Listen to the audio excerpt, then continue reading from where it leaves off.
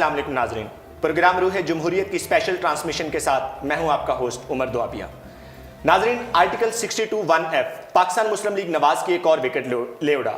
वो ख्वाजा आसिफ के फ्लोर पर खड़े होकर दूसरों को अखलाकियात का दर्स दिया करते थे, आज खुद उनकी अखलाकियात किस मयार पर उतर रही हैं।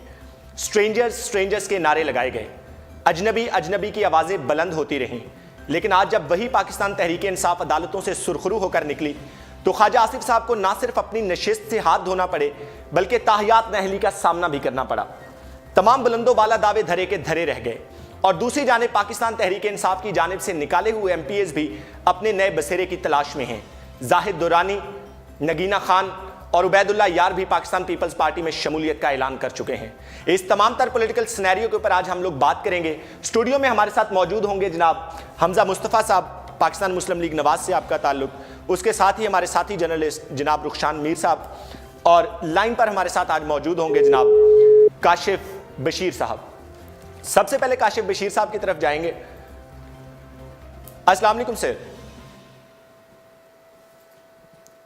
काशिफ बशीर साहब, क्या आप मुझे सुन पा रहे हैं? जी अस्सलाम वालेकुम। जी वालेकुम अस्सलाम। सर, आप मुझे सुन पा रहे हैं? जी मैं आ रही है। अच्छा सर, बताइएगा कि आज का जो फैसला है ख्वाजा आसिफ साहब को आज इस्लामाबाद हाई कोर्ट की जानिब से नाअहल करार दिया गया। सबसे पहले तो ये बताइएगा कि आप इस फैसले को किस निगाह से देखते हैं, बावजूद इसके कि इस वक्त 2018 इलेक्शन सर के ऊपर है। देखिए, अकॉर्डिंग टू कॉन्स्टिट्यूशन बिल्कुल ठीक है। यही नजर आ रहा था कि यही आना है। 62(1)F जो है, आपको पता है कि वो एलिजिबिलिटी का आर्टिकल है और ये एलिजिबल नहीं थे, इन्होंने छुपाया। और आपको सबसे बड़ी बात जो व्यूअर्स के आपको बताने की जरूरत है वो ये है कि ये अकामा ये वो नहीं है कि आप जो वहाँ पे बेचारे लेबर, ये आपको ये भी बड़ी अफसोसनाक बात है कि आपका जो इस वक्त का फॉरेन मिनिस्टर है वो एक लेबर जो है मजदूर का अकामा था उसके एग्जैक्टली सर। और ये जो हमारे फॉरेन मिनिस्टर हैं वो पाकिस्तान की एक अक्कासी हुआ करते हैं बाहर, और ये लेबर के अकामे के ऊपर यकीनन ये शर्मिंदगी का बायस है।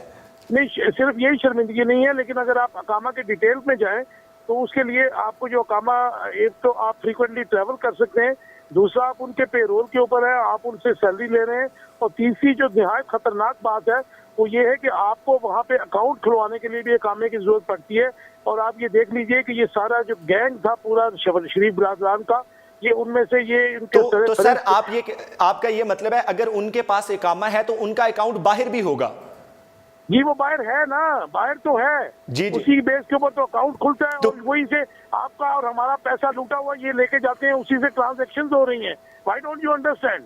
लेकिन ये अकामा कोई इतनी बड़ी बात नहीं है, लेकिन ये तो 62(1)F के तहत तो डिस्क्वालिफिकेशन तो होती है, लेकिन ये अकामा वो आम अकामा नहीं है। इसमें वो खरबों डॉलर हैं जाते हैं इन लोगों के कि जो आपके हमारे और अवाम के लूट के ये बाहर लेके जाते हैं। और आप ये तो देखें ना, रोजे रोशन की तरह यहाँ हो रहा है कि ये एक ऐसा गैंग था ये जिसको सिस्टम माफिया से तशबीह दी गई थी, ये सारे वो हैं। और वो आपका जो इस वक्त इंटीरियर मिनिस्टर बना है, जिसकी वालदा मोहतरमा जो है आपा निसार फातिमा जियाउल हक के साथ थी, वो भी जाएगा। देखिए ये भी वही है सर। इसके ऊपर सर आज जो बहस और मुबाहिसा हो रहा है तमाम तर टीवी चैनल्स के ऊपर, 2 बजे ये फैसला आया, तकरीबन 2:25। उसके बाद जितने भी तज्जियाकार हैं, मैंने आपको भी सुना, दूसरे भी लोगों को भी सुना, वो यही कह रहे थे कि यहां पर बस नहीं होती। आर्टिकल 62(1)F के तहत बहुत सारे लोग जो हैं अब वो निकाले जाएंगे। उसमें अपोजिशन बेंचों का भी जिक्र आया है सर। देखिए अक्रॉस द बोर्ड होना चाहिए। मैं ये नहीं कहता हूँ कि नवाज शरीफ के हवारी जो है, हवारी का वर्ड यूज कर रहा हूँ, हवारी हमेशा माफियाज के होते हैं, चोरों सर इमरान खान साहब भी यही लफ्ज इस्तेमाल कर रहे हैं उनके लिए। आज उन्होंने यही कहा था कि आज मुझे नहीं पता इमरान खान क्या यूज कर रहा है, लेकिन मैं बहुत देर से यूज कर रहा हूँ। अगर ये मुल्क वतन होते तो सबसे पहले मैं इनको सैल्यूट करता, लेकिन पाकिस्तान के वसाइल को लूटने वाले वो चोर लुटेरे हैं। और टाइम हैज कम कि ये अपने इवेंचुअल एंड की तरफ जा रहे हैं। हमें किसी को सपोर्ट नहीं करना चाहिए इनको, चाहे उसका ताल्लुक नवाज शरीफ से है, उसका ताल्लुक जरदारी से है, या इवन इमरान खान के साथ भी किसी का ताल्लुक है, हमें उसको कंडेम करना है, करते रहे हैं और आगे भी करेंगे। और ये बहुत सारे लोग हैं। देखिए ये बहुत नाजुक मामलात होते हैं हुकूमत को चलाना। रियासत की आप देखें कि रियासत की क्या शक्ल पेश की, रियासत की बिगड़ी हुई शक्ल पेश की गई है।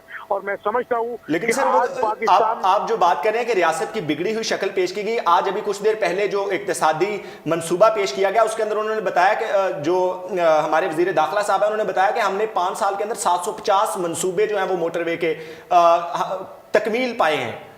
وہ اس کو روشن پاکستان کہتے ہیں, وہ اس کو ایک نیا پاکستان کہتے ہیں. آپ روشن پاکستان, آپ کو نظر آ رہا ہے کہ لاہور کی سڑکوں پہ مائیں بچوں کو جنم دے رہی ہیں.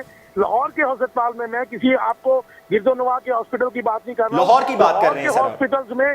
لاہور کے ہاسپٹلز میں 5 لوگ ایک بیڈ کے اوپر ہیں, اور اس کے علاوہ آپ اگر دیکھ لیں تو جو پوزیشن ہے سڑکیں بنانے کو, اگر آپ سمجھتے ہیں کہ یہ آپ کی ڈیولپمنٹ ہے, تو میں کہتا ہوں تف ہے اس حکمران کے اوپر کہ جس نے پاکستان کا کھربوں روپیہ لٹا دیا اور پاکستان کا سرمایہ باہر پہنچا دیا. چلیں سر, میرے ساتھ اس وقت حمزہ مصطفیٰ صاحب موجود ہیں پاکستان مسلم لیگ نواز سے. میں آپ کا یہی سوال ان کے سامنے بھی رکھتا ہوں, لیکن اس سے پہلے حمزہ مصطفیٰ صاحب آپ مجھے یہ بتائیے گا کہ آج پاکستان مسلم لیگ نواز کے اوپر یقیناً ایک کٹھن دن ہے, اور آپ اس کے اوپر افسردہ بھی ہوں گے, لیکن کیا یہ عدالتی فیصلہ بالکل ٹھیک ہوا ہے؟ بالکل اسی طرح ہونا چاہیے کہ جس شخص نے عوام کے ساتھ زیادتی کی, عوام کے ساتھ جھوٹ بولا, اور پھر وہ 4 سال تک 4.5 بلکہ آلموسٹ 5 ایئر تک اس نے وہ تمام تر مراحت استعمال کی عوام کے پیسے کے اوپر, آج آپ کیوں دکھی ہیں؟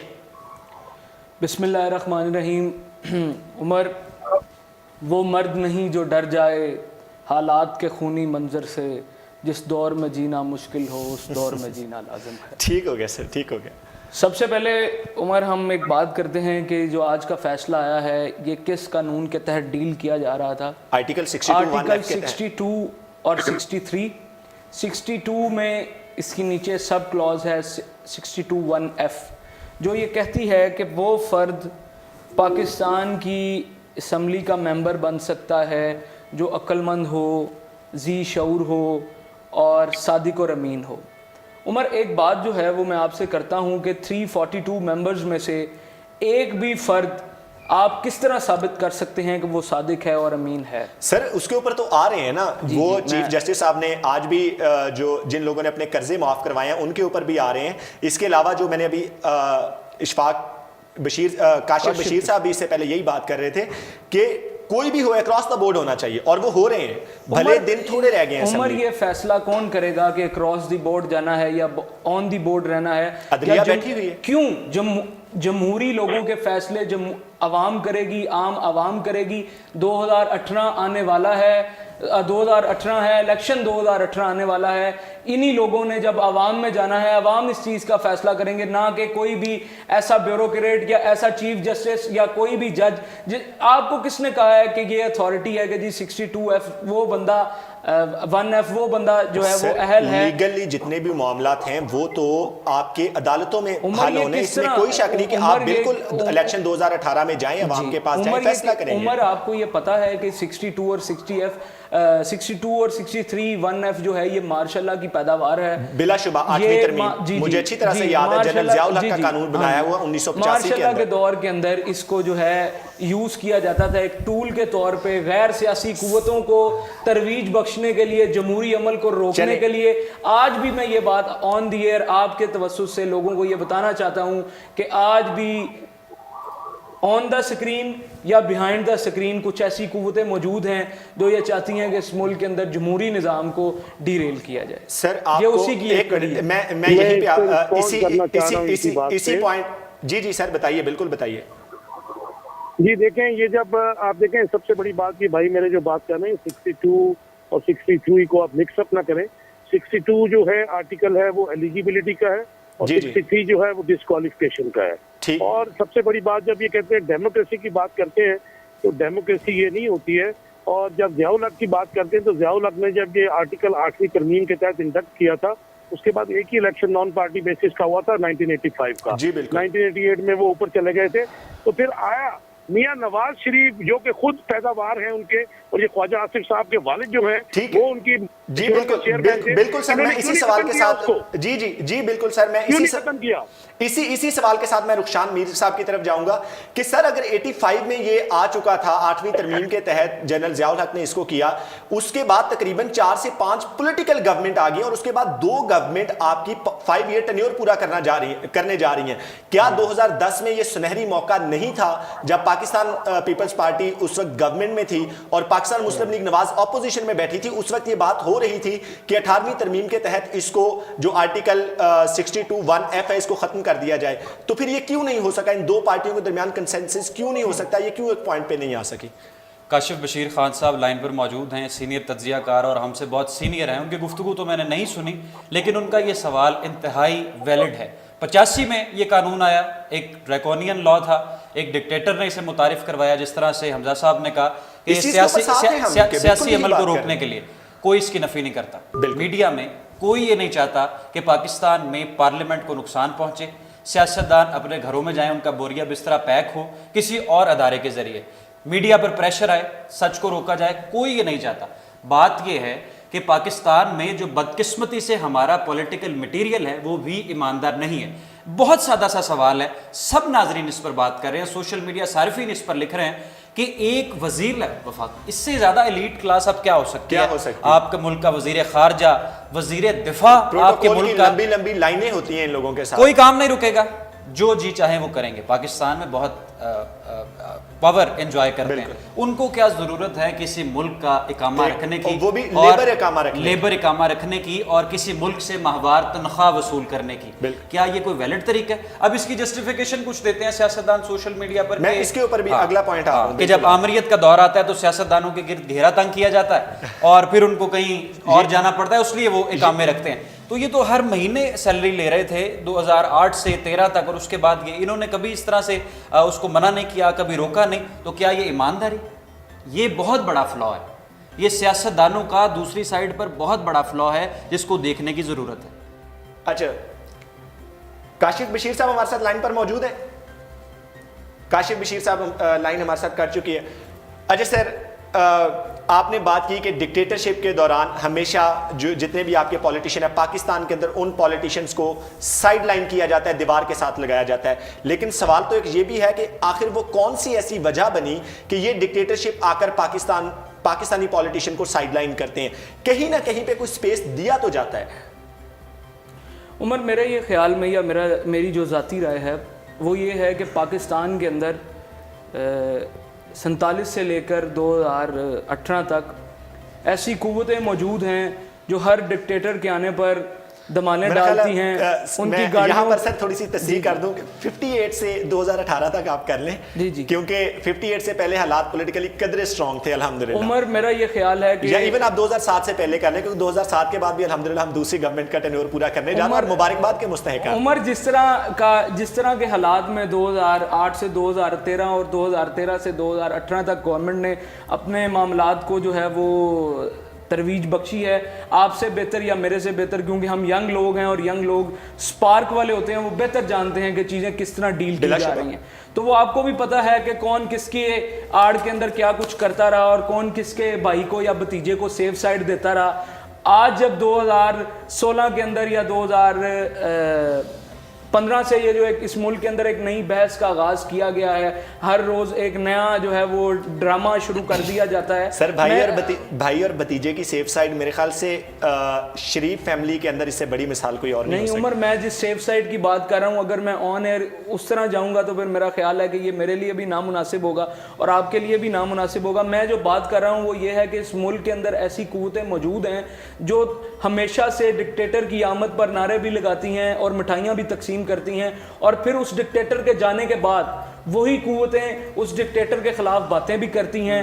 اور اس ملک کے اندر میں ایک جو بات جو آج میں آپ کے پلیٹ فارم سے میں وہی بات کرنے جا رہا ہوں کہ اس ملک کے اوپر ایک خاص قسم کی ایک خاندانی جو ہے وہ نظام مسلط کیا گیا ہے. ہم اس بات کو باور کرتے ہیں، یہ بات میں آن دی ایئر اس بات کو جو ہے وہ آپ کو یہ بتانا بھی چاہتا ہوں کہ میاں صاحب کے بھی ارد گرد شاید کوئی ایک آدھے لوگ اس طرح کے موجود ہوں، مگر جس ویژن کا نام میاں نواز شریف ہے یا جس ویژن کی تکمیل کرتے ہوئے آج خواجہ آصف کو نااہل کیا گیا ہے، آپ جو بار بار کہہ رہے ہیں کہ خواجہ صاحب جو ہیں وہاں سے تنخواہ لیتے رہے ہیں یا خواجہ صاحب کے جو معاملات تھے، عمر، خواجہ صاحب کے یہ تمام معاملات جو تھے وہ ڈکلیئر تھے. انہوں نے بتایا ہوا ہے کہ میرے پاس اقامہ ہے. سر، میں اسی کے اوپر آ رہا ہوں. یہ بات بھی شاید آپ لوگوں کے گلے پڑ جائے، کیونکہ اگر آپ لوگ سپریم کورٹ میں جاتے ہیں، قانونی ماہرین کا یہ کہنا ہے، میں بھی سن رہا تھا کہ اگر 2013 سے آپ کو نااہل قرار دیتے ہیں تو آپ کو تمام تر مراعات بھی واپس کرنی پڑیں گی اور اس کے بعد کیے گئے تمام تر فیصلے بھی ان کے اوپر بھی شکوک و شبہات کی تلوار منڈلا رہی ہے.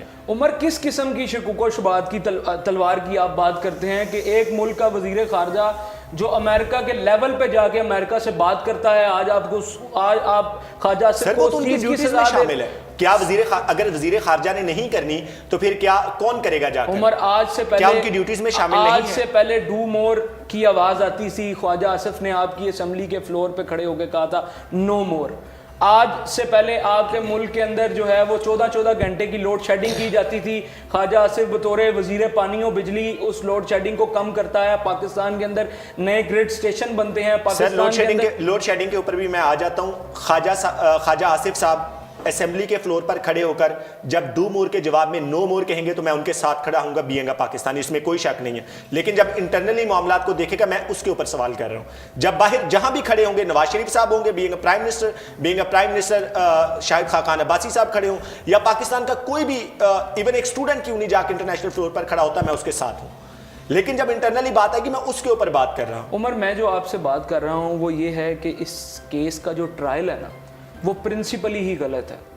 ہاؤ اٹ از پاسبل کہ ایک کیس آپ نے ہائی کورٹ میں درج کیا ہے اور ہائی کورٹ جو ہے وہ ایک فرد کو نااہل کر دیتا ہے فوراً. اس طرح نہیں ہے. قانون یہ کہتا ہے کہ اس فوراً تو نہیں, اچھا خاصا عرصہ. نہیں سر, کس طرح؟ میں آپ سے یہی تو بات کر رہا ہوں کہ اس کیس کے اندر فلاز موجود ہیں کہ ایک فرد نے ایک چیز ڈکلیئر کی ہوئی ہے اور آپ اس کو ڈکلیئر کیے ہوئے پہ نااہل کر رہے ہیں. میاں صاحب یہ کہتے ہیں کہ میں مراد نہیں لے رہا, آپ میاں صاحب کو بھی نااہل کرتے ہیں. میں ان دونوں کیسز کی کڑیوں کو جب میں لاتا ہوں تو میں اپنی سوچ اور سمجھ کے مطابق یہ بات کہنے میں حق بجانب ہوں کہ عمر یہاں پہ کہیں نہ کہیں کسی نہ کسی طریقے سے پیچھے سے کوئی آواز ہے. اچھا ٹھیک, آپ کے اسی پوائنٹ کے ساتھ میں رخشان میر صاحب کی طرف جاؤں گا. سر ایک چیز تو ویسے یہاں پر میرے خیال سے جو یہ بات کر رہے ہیں قدرے ٹھیک بھی کر رہے ہیں کہ جب آج ہائی کورٹ نے فیصلہ دے دیا کہ جو ہے وہ تمام تر اثاثے ان کے ڈکلیئر تھے, اقامہ بھی ڈکلیئر تھا, کیا اس وقت الیکشن کمیشن کو یہ چیز نظر نہیں آ رہی تھی؟ کیا الیکشن کمیشن کو وہاں پر دیکھنا چاہیے تھا اور نوٹس لینا چاہیے تھا یا نہیں؟ اور واضح اس کے اندر جو لکھا گیا تھا ان کی کاغذات نامزدگی کے اندر کلاز نمبر 8 کے اندر انہوں نے لکھا تھا کہ میں کاروبار کر رہا ہوں یو اے ای کے اندر, جبکہ آج وہاں پر جاب نکلی ہے. جو بات میرے بھائی نے, سیاسی ورکر ہیں, قابل احترام ہیں, اگر ہم سیاسی ورکروں کی عزت نہیں کریں گے تو پھر کس کی کریں گے؟ ہم میڈیا پرسنز یا صحافی یا کوئی بھی بادشاہ اور پاکستانی تو یہی چاہتا ہے کہ پاکستان میں جمہوری نظام آئے, کیونکہ جمہوریت سے بہتر کوئی نظام نہیں. ہم خود قربانیاں دی ہیں بہت قربانیاں دی ہیں جمہوریت کے لیے, اور ہم اپنے پولیٹیشینز کی قدر کرتے ہیں, عزت کرتے ہیں. ہم وہ پاکستانی نہیں جو کہتے ہیں کہ سب چور ہیں, ایک سویپنگ سٹیٹمنٹ, بالکل اس طرح سے ہم نہیں کہتے. اور رہی ان کی دوسری بات, یہ قانون یہ مطلب کہ ایک ڈریکونین لا ہے, یہ کالا قانون ہے جس کے ذریعے سیاستدانوں کو ملائن کیا جاتا ہے, وہ بھی بات کسی حد تک درست ہے. 2013 سے لے کر 2018 تک اگر آپ مجھ سے پوچھیں being an active citizen of Pakistan, تو بہت سے ایسے فیصلے اور جب آپ سیکوینس دیکھتے ہیں تو واقعی بہت سے شکوک و شبہات جنم لیتے ہیں. پرائم منسٹر صاحب کی ڈسکوالیفیکیشن, اس کے بعد احتساب عدالت میں ان کے چکر, اس کے بعد دوسرے وزراء کے اوپر کیسز, یہ عثمان ڈار صاحب نے جس طرح سے کیا, اس کا کریڈٹ قدر عمران خان صاحب بھی لیتے ہیں, ان بنتا ہے نا ان کا کریڈٹ. اچھا, اس کے علاوہ اب بات کی جا رہی ہے کہ اگلا نمبر احسن اقبال صاحب کا ہے, صادر رفیق صاحب کا ہے, یعنی بہت سارے لوگوں کے آگے نام آ رہے ہیں. ٹھیک ہے, اس کے علاوہ میڈیا کی ان اناؤنسڈ سینسرشپ, ٹھیک ہے, بالکل. چینلز بھی 2013 سے 2018 تک ہم نے خود وٹنس کی ہیں, چینلز بند ہوئے ہیں, اخبارات میں کالمز نہیں شائع ہو سکے, آرٹیکلز نہیں شائع ہو سکے. ان اناؤنسڈ سینسرشپ, اور 2013 سے لے کر 2018 تک جو ایک سیکوینس چلتا آ رہا ہے اس میں کوئی شک نہیں ہے کہ ایک عام سٹیزن جو پاکستان کا ہے وہ کہتا ہے کہ اس ملک میں ڈیموکریسی کو بہت سے خطرات بظاہر لاحق دکھائی دے رہے ہیں اور اس طرح سے نہیں ہونا چاہیے. بات یہ ہے ایکچولی آج کیونکہ ہماری اسپیشل ٹرانسمیشن اسی کیس کے حوالے سے میں آپ کو دوبارہ واپس تھوڑا سا لانا چاہ رہا ہوں. کیا الیکشن کمیشن کی یہ ذمہ داری نہیں بنتی تھی کہ جب انہوں نے یہ چیز ایک آبزرو کر چکے تھے کہ یہ اقامہ وہاں پر ہے اور لیبر روم کے اوپر ہے, صاف ظاہر ہے جب یہ الیکشن کمیشن کو بھی پتا تھا کہ یہ ایک لیڈنگ پرسنالٹی ہے پاکستان مسلم لیگ نواز کی, اگر یہ الیکشن جیتے ہیں تو کسی اچھی پوزیشن پر جائیں گے, کیا اس وقت الیکشن کمیشن کو نہیں دیکھنا چاہیے تھا؟ کسی حد تک تو یہ لوگ بھی ٹھیک ہیں, بالکل ٹھیک بات ہے. الیکشن کمیشن کو اس وقت ہر چیز ٹھیک طریقے سے ویریفائی کر کے اس کے بعد ٹکٹس ایلوکیٹ کرنی چاہیے تھے سب کو, یا جو بھی پرمیشن دینا چاہیے تھے الیکشن میں کنٹیسٹ کرنے کا, مگر ایسا نہیں ہوا. 2013-14 تک تو حالات اور تھے نا, اس کے بعد جو اچانک سے شفٹ آیا ہے اس میں پھر سب ادارے اور طریقے سے ایکٹیو ہوئے ہیں. تو یہ آپ کا سوال بالکل ویلڈ ہے کہ الیکشن کمیشن کو پہلے اس پر عمر میں ایک بات کرنا چاہوں گا کہ اس ملک کے اندر وہ جو میں ایک بات کر رہا ہوں کہ وہ آمریت کے جب دور آتا ہے تو ایک خاص قسم کا مخصوص طبقہ ہے جو وہ مٹھائیاں بھی تقسیم کرتا ہے اور وہ دھمالیں بھی ڈالتا ہے. آپ تھوڑا سا اگر سیزننگ پولیٹیشین آپ کھل کے نام لیں. ہاں میں نام لینا مناسب نہیں ہے کیونکہ ہمارے بڑے ہیں, ہم ان کا احترام بھی کرتے ہیں, مگر میں دبے دبے الفاظ میں آپ کو بھی ایک بات بتانا چاہتا ہوں اور جو لوگ دیکھ رہے ہیں ان کو بھی جو ہے وہ ہم بتانا چاہتے ہیں کہ ذرا آپ تھوڑی سی نظر دوڑائیں. اور یہ جس شخص نے خواجہ آصف صاحب کے خلاف کیس فائل کیا ہوا تھا, اگر آپ ان کو تھوڑا سا دیکھیں تو آپ کو بہتر معلوم ہو جائے گا کہ یہ کس کھیت کی مولی ہیں اور کہاں سے جو ہے ان کو پروان ملی ہے. میں یہ بات کرنا چاہ رہا ہوں کہ میاں نواز شریف صاحب کے ارد گرد جو ان سے محبت کرنے والے, ان کے چاہنے والے, اور خاص طور پہ وہ لوگ جنہوں نے فوجی ڈکٹیٹر کی ڈکٹیٹرشپ کا مقابلہ کیا, ڈٹ کے کیا, اور اب جب وہ یہ بات کر رہے ہیں کہ میاں صاحب کے ساتھ جو ہے وہ ایک زیادتی کی جا رہی ہے اور خاص طور پہ ایک فرد کو ٹارگٹ کیا جا رہا ہے, اور یہ اسی کیس کی کڑیاں ہیں کہ طلال چودھری کو بھی بلایا جاتا ہے, آج خواجہ آصف صاحب کو بھی نااہل کر دیا گیا ہے, اب سنا ہے کہ احسن اقبال صاحب کی طرف بھی جا رہے ہیں. یہ تمام تر وہ لوگ ہیں جو اس ملک کا قیمتی اثاثہ ہیں. ان لوگوں نے اس ملک کو سرو کیا ہے مختلف ادوار. طلال چودھری صاحب جتنے اگریسو ہوا کرتے تھے اور جتنے اگریسو وہ ہوئے ہیں وہ چیزیں بھی ہمارے سامنے ہیں. یہ ایک حقیقت ہے.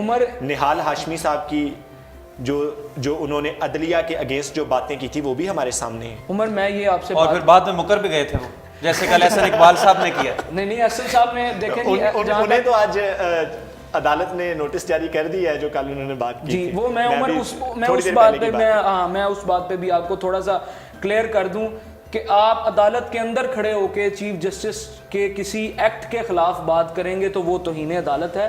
اگر آپ باہر مجمع میں کھڑے ہیں اور آپ چیف جسٹس, جب احسن اقبال صاحب نے یہ بات کی ہے, ہمارے قابل عزت اور قابل احترام چیف جسٹس جناب میاں ثاقب نثار صاحب سے انہوں نے یہ کہا ہے کہ اگر آپ کے پاس کوئی پروف ہے تو آپ میرے پہ ایلیگیشن لگائیں, آپ مجھے عدالت میں بلائیں.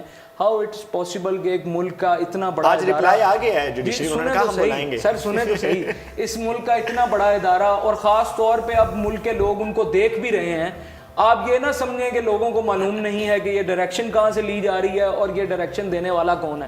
لوگ اویئر ہیں انشاءاللہ العزیز. جس طرح میں یہ چاہتا ہوں یا میری یہ خواہش ہے یا میری یہ سوچ ہے کہ وہ 1 لاکھ فرد جس نے خواجہ آصف کو ووٹ دیا تھا وہ اس چیز کا فیصلہ کرے گا کہ خواجہ آصف صادق اور امین ہے یا نہیں ہے. اس کے اوپر جوڈیشری نے آج خود کہا ہے کہ تقریباً 1 لاکھ سے زائد ووٹ لینے والے شخص کو, یہ آخر پہ اختلافی نوٹ میں انہوں نے لکھا ہے جسٹس اطہر من اللہ صاحب نے, کہ ہمیں دکھ ہے اس بات کا کہ ہم اتنے زیادہ ووٹ لینے والے شخص کو نااہل قرار دے رہے ہیں, لیکن ہماری مجبوری ہے آرٹیکل 62. میں یہی تو بات کر رہا ہوں کہ آرٹیکل 62 اور 63 اور خاص طور پہ 62 کی جو سب کلوز ہے 1F, یہ بنائی ہی ڈکٹیٹرشپ کے دور میں گئی تھی اور خاص طور پہ جمہوری نظام کو ڈی ریل کرنے کے لیے. عمر یہ کیسا ممکن ہے؟ یہی تو میں نے آپ سے پہلے سوال کیا تھا. 2010 میں آپ کے پاس سنہری موقع تھا, تو اس کا مطلب ہے کہ پھر پولیٹیشنز میں نہیں بنتی جس کی وجہ سے یہ لوگ ختم نہیں کر سکے. عمر میں آپ کی 18ویں ترمیم کے ذریعے اسکول سے ختم کر سکتے میں آپ کی اس بات کو سیکنڈ کرتا ہوں کہ کرنا چاہیے تھا. غلطی ہے, غلطی نہیں ہے, یہ اس کو کرنا چاہیے تھا. پارٹی پالیسی بھی یہ ہے, پارٹی بھی اب یہ بات کرتی ہے. اب تو سر کرے گی, اب تو کرے گی نا. بات یہ ہے کہ جب فارمر پرائم منسٹر یوسف رضا گیلانی صاحب نااہل ہوئے تو مریم نواز شریف صاحبہ اس وقت ٹویٹ کرتی تھی, ان کے ٹویٹس موجود ہیں کہ مٹھائیاں بانٹو, اور اگر یہ اپنا عہدہ نہیں چھوڑتے تو ہم ان کے خلاف سڑکوں پر نکلیں گے. نواز شریف صاحب کا بیانیہ بھی اس وقت یہ تھا.